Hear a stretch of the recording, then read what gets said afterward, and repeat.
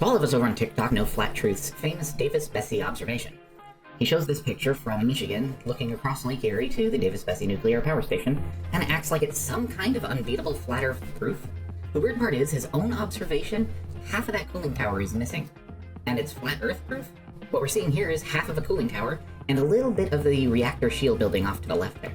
So let's point out a few problems. First, he runs around a lot and says 27 miles, 27 miles. And then when you ask him where he was, he just says this neighborhood, Woodland Beach. So my guess is he's probably in this park. He's probably not in somebody's random backyard. We're gonna say at this park, and the farthest point he could be at this park, which is 26.06 miles to the cooling tower. So he already starts off by inflating it by a mile. The cooling tower itself is 493 feet tall. It's not some dinky little building. And that building we're seeing a little bit of is 296 feet tall. I know he keeps saying 200 for some reason, but it's 296 feet tall.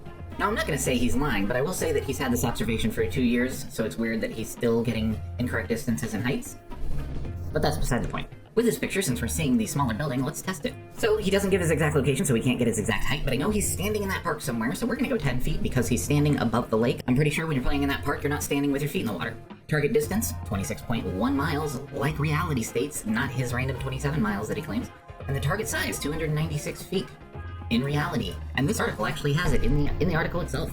And because we're looking across the lake, we're going to do standard refraction. It is a real thing that a lot of flat earthers seem to fight against, even though there's countless studies of it, and they refuse to go study it. With all that being said, that little tiny building, we should still see 30 feet of it.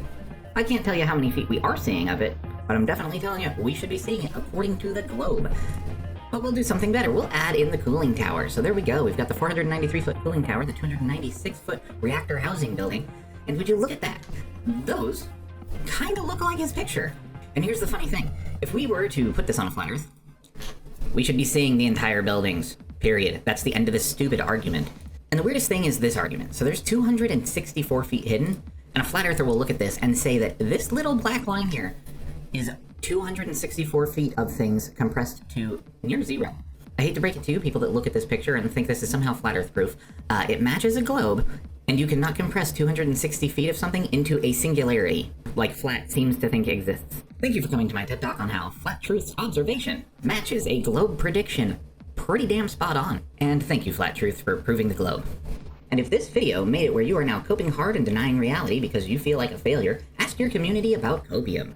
Copium is a once-daily emotional stabilizer designed to help you dismiss inconvenient truths and deny reality. Copium works by reducing exposure to accountability, suppressing critical thinking, and reinforcing biases confirmed by other dumb people online. With Copium, you can continue believing what internet memes tell you you must believe, even when evidence says otherwise.